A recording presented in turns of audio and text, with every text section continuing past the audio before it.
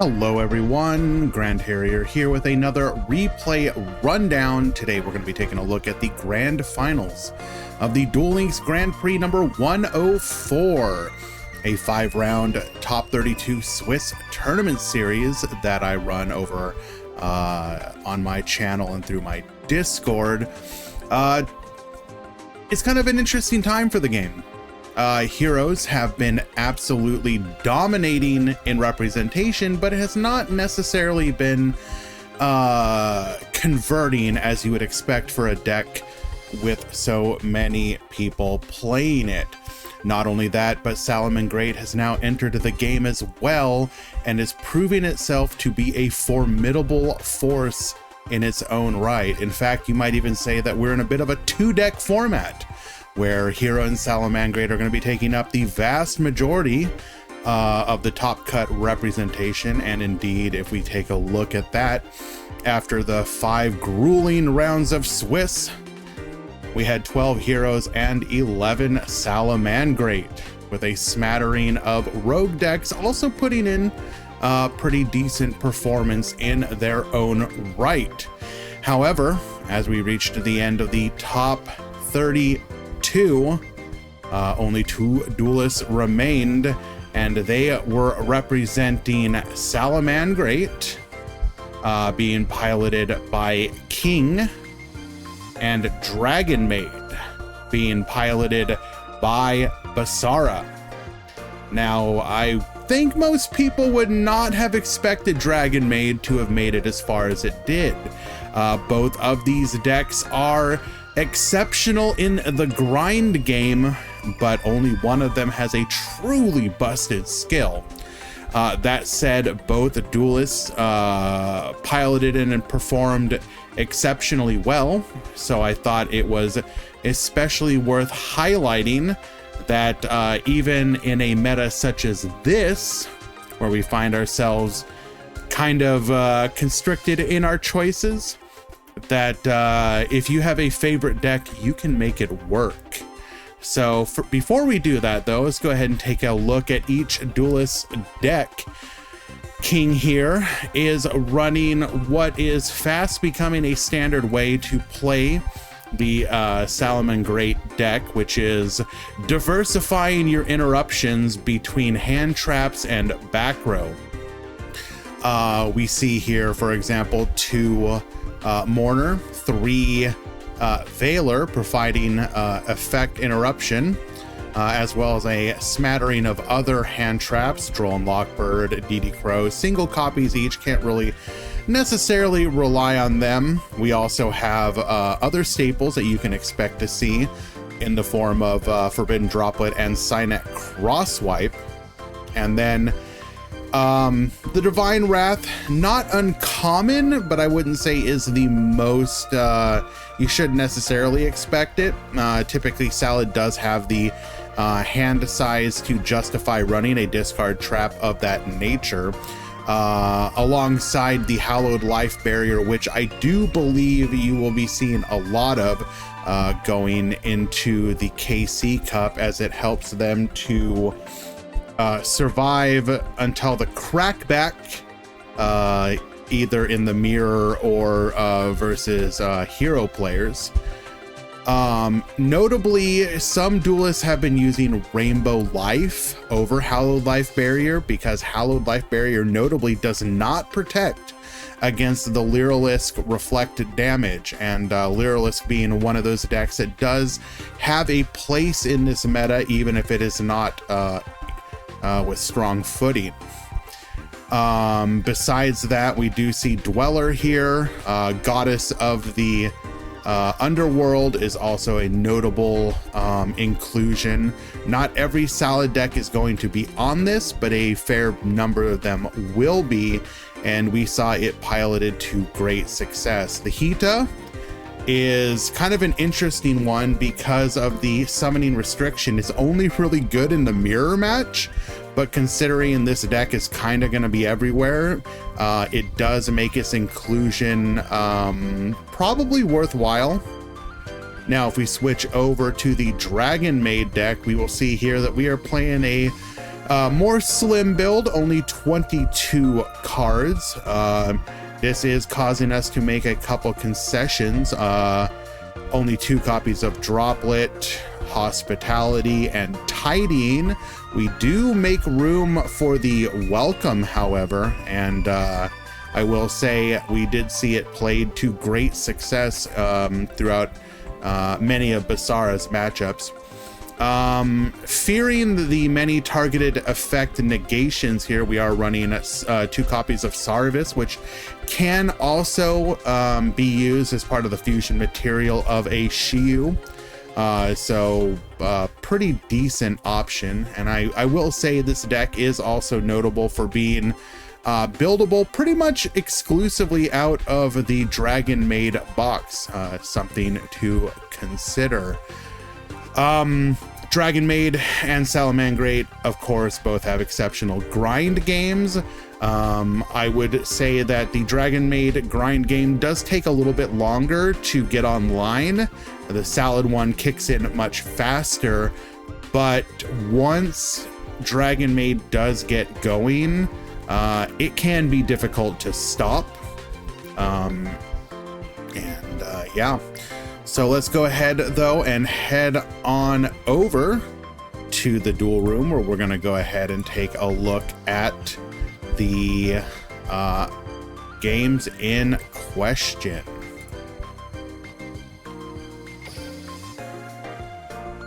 We are going to have 3 of them.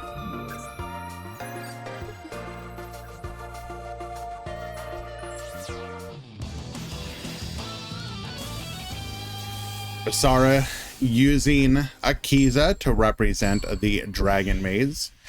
We will be going first here, which means we do not get to start with our downtime.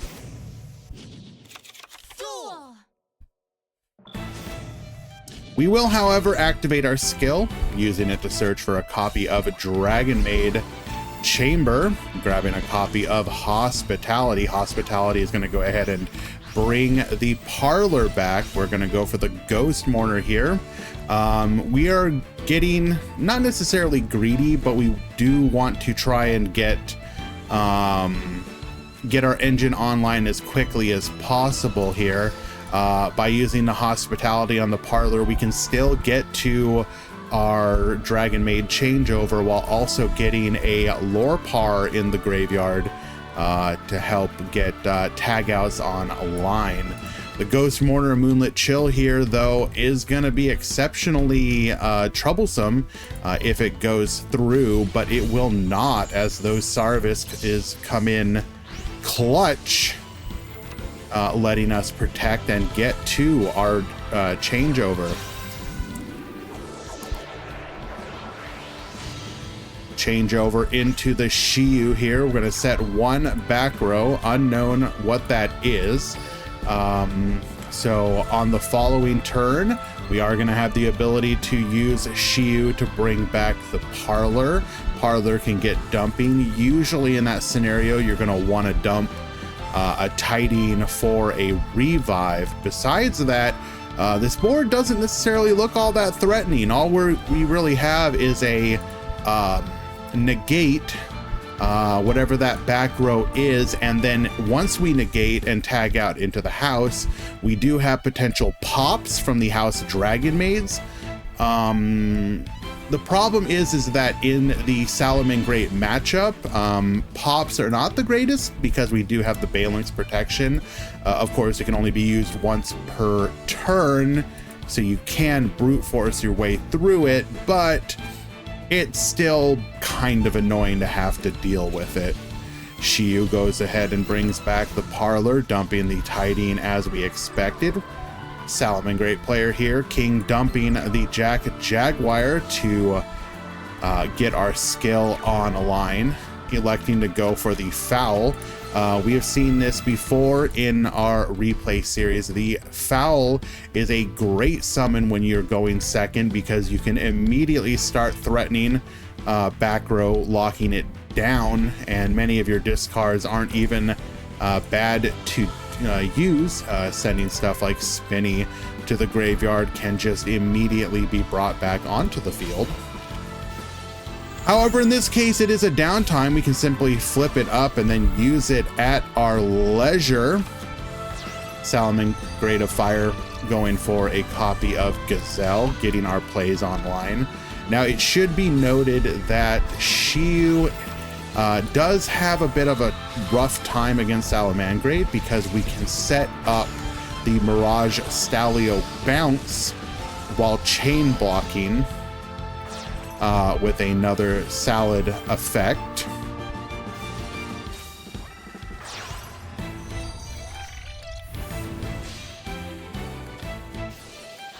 Goes for the Mirage Stalio into the Fennec.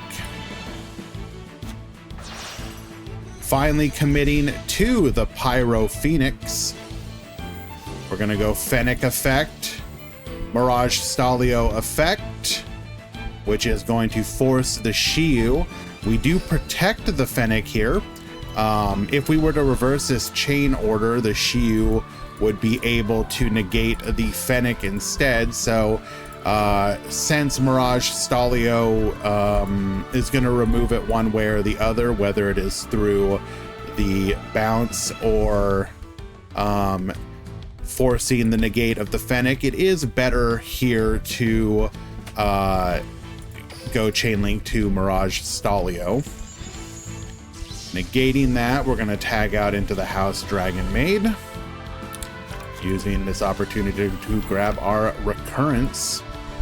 So we are going to use this opportunity here to use a downtime, grabbing a copy of Ernest and returning the chamber to hand. We do so because Ernest will be able to quick effect summon our chamber back to the field, and then the chamber can tag out into one of the larger dragons at the beginning of the battle phase, ensuring that we do have protection if our opponent is able to successfully get off the board wipe. House Dragonmaid will be able to pop here, but we do have the Balinks to protect. Sanctuary effect is going to allow us to reincarnate our Pyro Phoenix.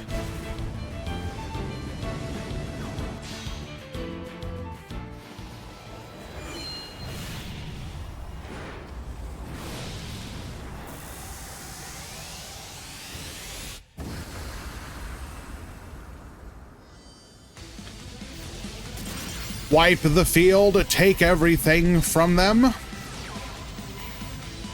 So obviously in this scenario, things are looking really bad for the Dragonmaid player. We're going to return the Fennec and Spinny to hand. Spinny to Baboost. And then at the beginning of the battle phase, Ernest bring back the chamber. This is going to trigger Chamber's search. Grabbing a copy of Hospitality. We're then going to go Tidying. Tagging out into our larger forms. Only one of our monsters is able to beat over the larger Dragonmaid dragon forms, meaning that we only take a couple of 100 points of damage, and suddenly we are now back up to 4 cards in hand, and we're back in the game. We're gonna go change over, returning the Lorpar to hand. And now, because we have no cards on the field, having returned the only one on the field to the hand, we can activate the go second part of our skill to get the downtime, which was destroyed, back from the graveyard, which is going to be able to get us even more advantage and also open up more House Dragonmaid pops if needed. We're going to go for the Shiyu and the Parlor, dumping the Nurse. Nurse bring back the Chamber. Chamber searching for a copy of Welcome, which we noted earlier. Welcome is going to go ahead and add the changeover back to hand, and this is going to allow us to get into a copy of House Dragonmaid. Now, what are we looking at here? We have, when we go to the battle phase, 2 dragon forms, large dragon forms in the graveyard. which can Parlor and Nurse can tag out into, granting us the ability to get 2 pops. We do not have another Phalanx in the graveyard, so these pops will threaten our opponent. Going for the Nurse, or sorry, the tag out here. Shiyu is going to negate the Burning Shell into a second copy of House, meaning that when we go for this tag out, we are going to trigger not 1 but 2 copies of House Dragonmaid pop, bringing out the Gazelle to help protect our life points. Downtime, return to the hand the Lorpar that already attacked, triggering another pop. And then with that Tinkek, we're going to be able to attack directly for 5,300 points of damage. Basara taking game number 1.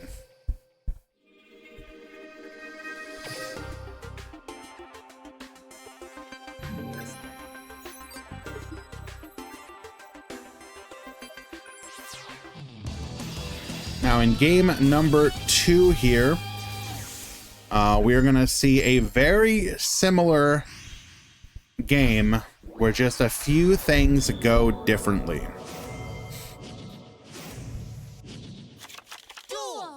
Dragonmaid player is of course going first once again, using our skill, grabbing a copy of the Chamber Dragonmaid, adding a copy of Hospitality.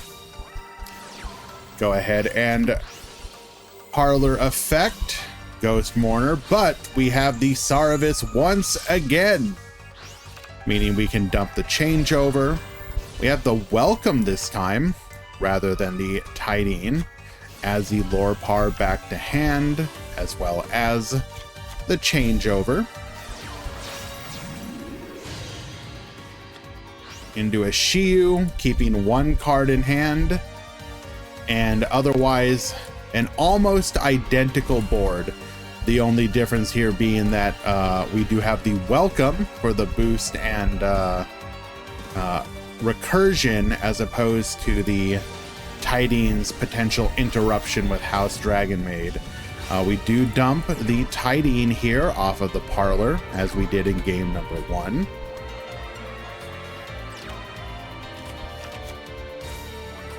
Notably, because we don't have to worry about any back row, we do not go for a foul, and in fact we discarded a copy of foul, so there's a good chance we many builds may only play 1 copy, but mostly we just didn't need it in this situation.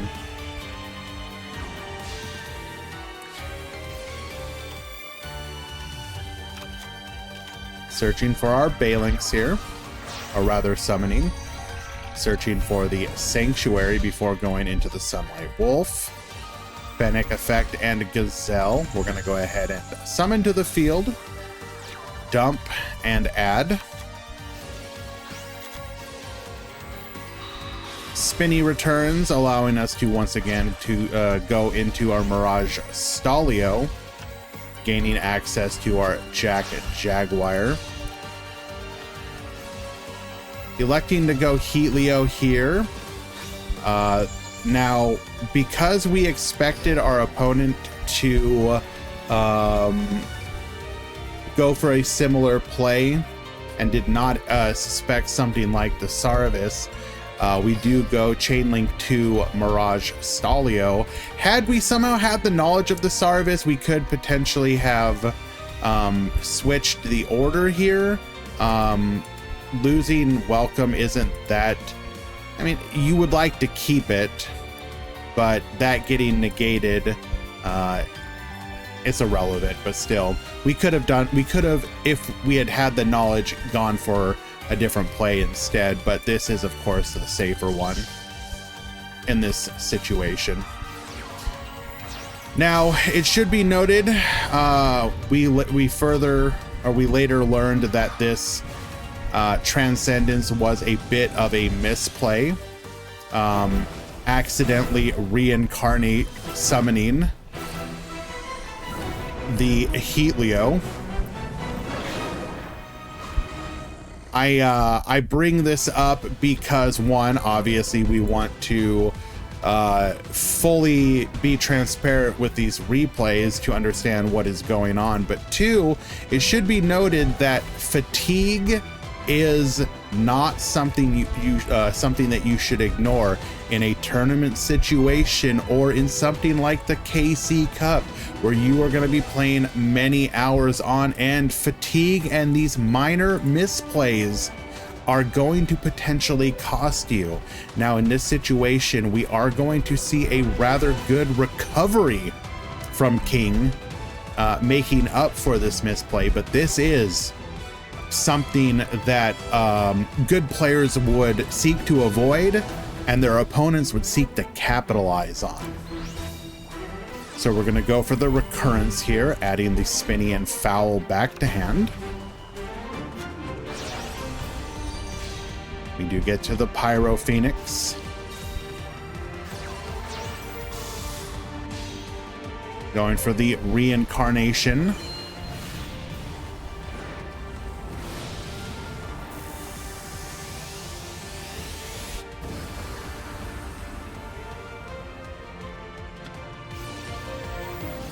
We do have the Shiyu here, which would have negated, however, not destroyed. But we do have the Salamangreat circle, usually used to search for a piece of our combo. We are instead going with the second effect, which is target one Salamangreat Link monster you control. That was Link summoned using a monster with its same name as material, which of course the Phoenix was. That Link monster is unaffected by monster effects this turn except its own. Wipe the field. We do go for the spinny, targeting the Pyro Phoenix. However, again, as mentioned before, the Phoenix is unaffected. Another one of those fatigue misplays. We will not get the boost in the battle phase. Going for the Tidine. We're going to revive the Chamber Dragonmaid, grabbing the Hospitality. We are going to float into the Lore Par. We are going to be able to destroy it with the Pyro Phoenix and get in for another 3,600 damage, putting our opponent down to 300. We have Tidine and Parlor Dragonmaid. Parlor is attempting to activate, but our back row is a Divine Wrath, and that is going to negate and destroy. Normal summon will be the Chamber, searching for a copy of Tidine here. Droplet effect, sending the Tidine, allowing us to revive the Parlor. Gonna grab a copy of Ernest so that we can make our Shiyu once again.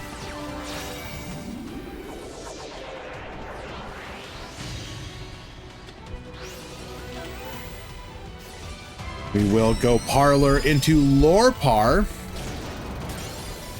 attacking into the Pyro Phoenix, protecting it with the Phalanx, and then attacking into our opponent's Foul. We will sacrifice the attack points of our Phoenix to gain some life points, maintaining a healthy amount here. Shiyu bring back the Chamber, adding a copy of Welcome. We're going to go ahead and return Spinny to the field, going into a Phalanx, allowing us to trigger our Gazelle. Reset the recurrence, using it to recycle our Mirage Stalio, as we are only running a single copy here.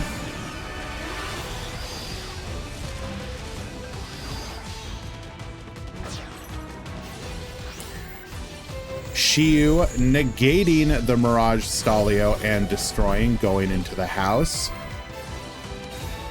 Fennec and Foul to the field. We're then going to grab a copy of Tinkek, allowing us to pop, taking out the Pyro Phoenix. Foul and Balings will allow us to go into a copy of our Sunlight Wolf. Wolf bringing back the Falco to our hand as it is triggered. We're then going to use all of our materials to go into the Pyro Phoenix once again. Reincarnate summon for the second time in this duel.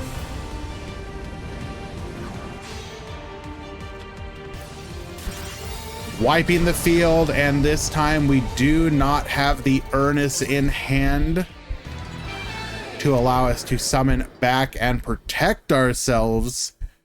So recovering from that misplay, King will manage to take game number 2. Now I will say game number 3 is an unfortunate end to this series, as we are going to see a bit of a brick from one of the players.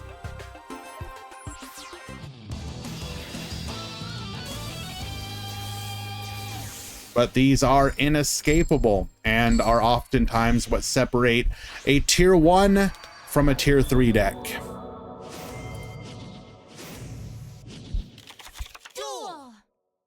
Basara going first once again, using our skill. We already have access to a starter in the form of Parlor, so we're going to discard the Laundry to grab a high level. This is so that once we dump the changeover, we would have access to the high level dragon to go into a Shiyu.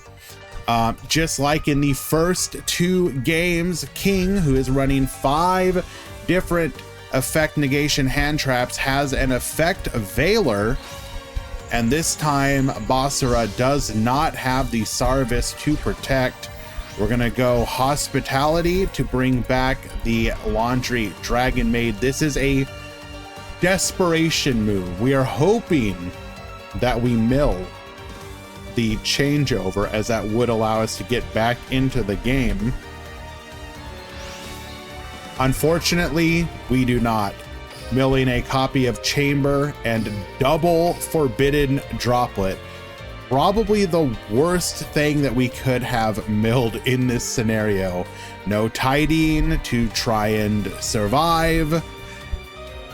It's unfortunate. King, their skill allowing them to discard anything, will send a Divine Wrath, as we are likely not going to need that.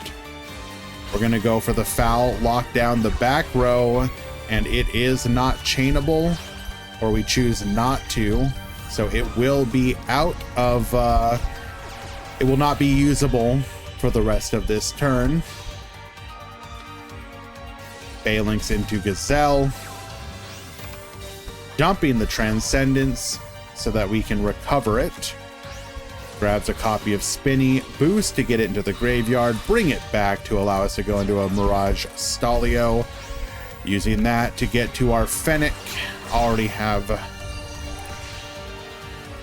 Sanctuary here. Heatleo forcing out the back row. Fennec searching for our copy of Recurrence, which is going to get us 2 more monsters back to our hand, grabbing Gazelle and Foul. Gonna go for the Pyro Phoenix. Foul to the field. Sanctuary for the Reincarnation.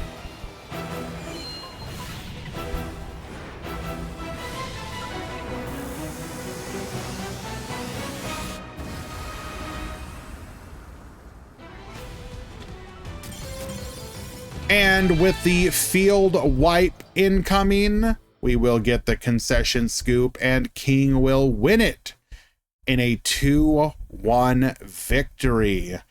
Honestly, though, well done to both the duelists. Basara for managing to pilot Dragonmaids to the grand finals of a rather long tournament series. And for King, showing that even if you misplay, if you know what you're doing and are on a strong enough deck, you can recover and still get to victory. I do also want to bring up a fun little anecdote and aside. If we look here on the tier list that went through this week on DLM, there is always a bit of a running joke that any deck that gets demoted from the tier list by the TPC, in this case Dragonmaid, without fail, that deck will perform exceptionally well that week. And Basara maintained that legacy and history by doing so in the Duel Links Grand Prix number 104. But yeah, let me know what you think. Do you like Dragonmaid? How do you feel about the inclusion of Salad within the meta game? What do you expect from the KC Cup? Personally, giving my opinion, I do think that Salad and Hero are obviously going to be by far the most represented. The interesting thing is going to be what is the distribution between the two? I think it is very fair to argue that Hero is a much easier to pilot deck and less stressful on the timer. And when you are doing a long 72-hour grind, that you cannot overlook just how important that is. I think most would probably argue that Salad is better positioned from a strength standpoint. My personal opinion being that the deck is overall stronger than the Hero one, although the gulf between them is not that insurmountable. And in fact, results have shown that, with Heroes still continuing to put up impressive results, even with the inclusion of Salamangreat to the meta game. Decks like Dragonmaid are going to continue to be outliers. However, it is always heartwarming to see that when piloted by a skilled player, you can continue to make them work. And so they should not be overlooked. But yeah, thank you, and appreciate you supporting these videos. Hope that you continue to enjoy them, and I would appreciate your feedback on what you would like to see going forward. Thank you, and have a wonderful day.